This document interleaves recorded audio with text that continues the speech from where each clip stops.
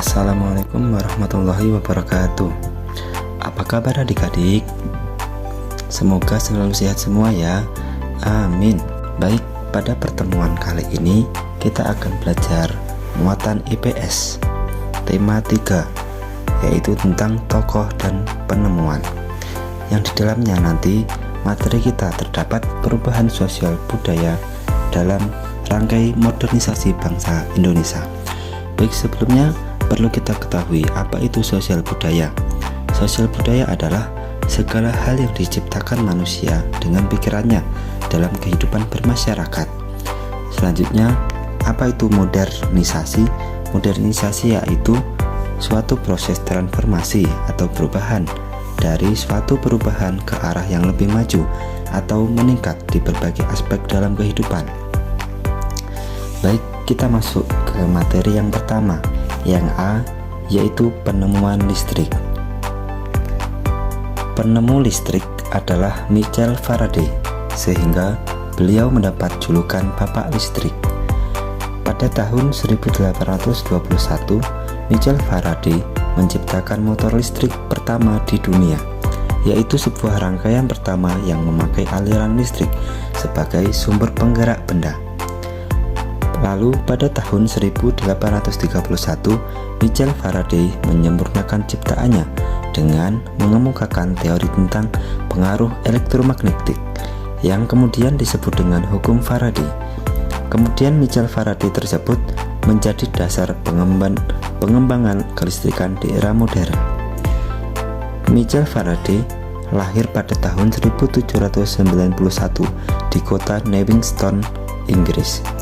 Dan pada tahun 1867 Michael Faraday wafat. Nama Faraday diabadikan sebagai satuan kapasitas listrik atau bisa yang disebut Farad, yang disimbolkan dengan huruf F besar dalam ilmu fisika.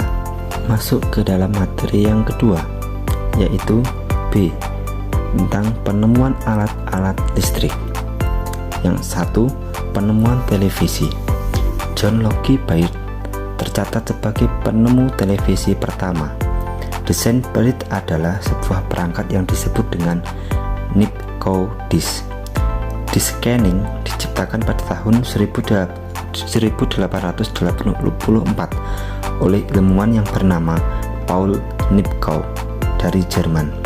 Disk scanning terdiri dari disk karton dengan serangkaian lubang persegi yang terletak dalam posisi spiral. Ketika digabungkan dengan photoelectrical dan berputar, Nipkow disk mampu memindai area terang dan gelap dan mengkonversi informasi yang menjadi sinyal listrik. Dengan menggunakan second disk disinkronkan dengan yang pertama, Nipkow mampu menerjemahkan bahwa sinyal ke gambar visual primitif. Baird mengambil ide Nipkow satu langkah lebih jauh, yaitu dengan mengembangkan sistem dengan mana sinyal dapat dikirim melalui gelombang elektromagnetik, tidak melalui kabel, bukan kabel.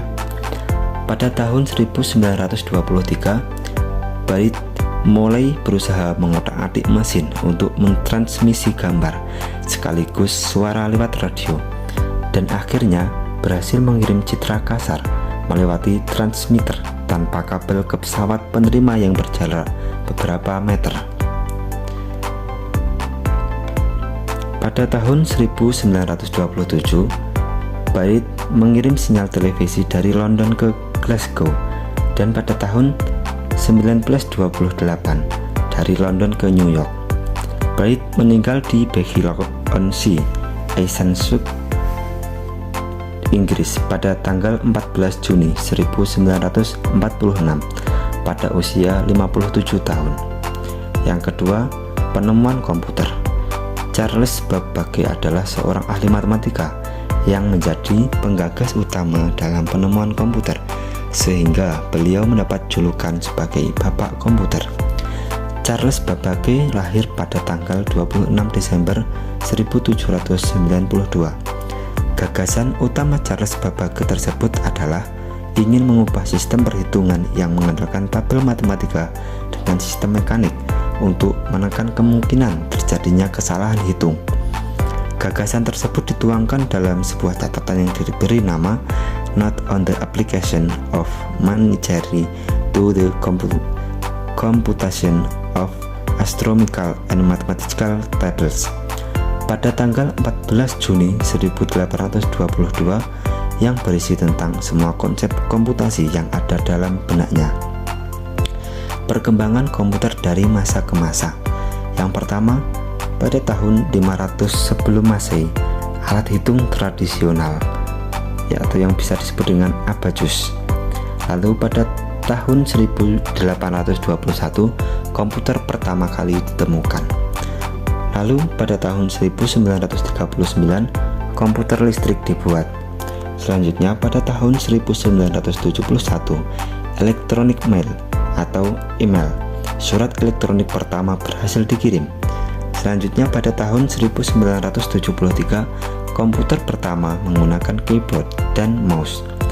Lalu pada tahun 1975 komputer dengan harga terjangkau untuk rumah, home computer. Selanjutnya pada tahun 1983 internet dengan jaringan global diciptakan.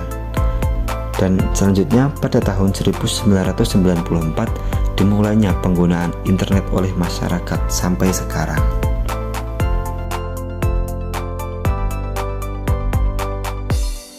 Masuk ke dalam materi yang ketiga, yaitu tentang perubahan kehidupan masyarakat di bidang sosial, ekonomi, pendidikan, dan budaya. Perubahan kehidupan masyarakat dengan adanya alat listrik, televisi, dan komputer.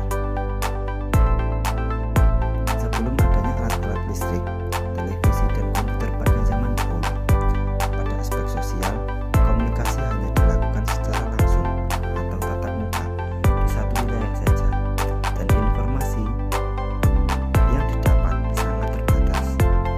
Pada aspek ekonomi, kegiatan penjualan dan pembelian dilakukan secara langsung atau tatap muka. Pada aspek pendidikan, pendataan administrasi dilakukan secara manual atau tulis tangan, buku tulis dan buku cetak. Lalu pada aspek budaya, perkembangan kebudayaan cukup lambat karena keterbatasan fasilitas untuk berkreasi. Selanjutnya, setelah ditemukan alat-alat listrik, televisi, dan komputer, sampai sekarang, perubahannya adalah aspek sosial. Bila melakukan komunikasi jarak jauh, akses informasi semakin tinggi dan informasi dapat dengan cepat dan mudah. Untuk aspek ekonomi, kegiatan penjualan dan pembelian bisa dilakukan secara online tanpa tatap muka. Untuk aspek pendidikan, pendataan administrasi dilakukan berbasis ETC, laptop sebagai pengganti buku tulis. Selanjutnya, untuk aspek budaya, kebudayaan semakin berkembang dan lebih menarik karena ada ETC yang menulis kreativitas. Kehidupan masyarakat Indonesia banyak mengalami perubahan dengan ditemukannya alat-alat listrik. Berbagai kegiatan dapat diselesaikan dalam waktu yang cepat dan mudah. Baik, terima kasih sudah menonton. Semoga bermanfaat. Jangan lupa like, comment, and subscribe. Semoga bermanfaat. Sekian dan terima kasih. Sampai jumpa kembali. Dadah. Wassalamualaikum warahmatullahi wabarakatuh.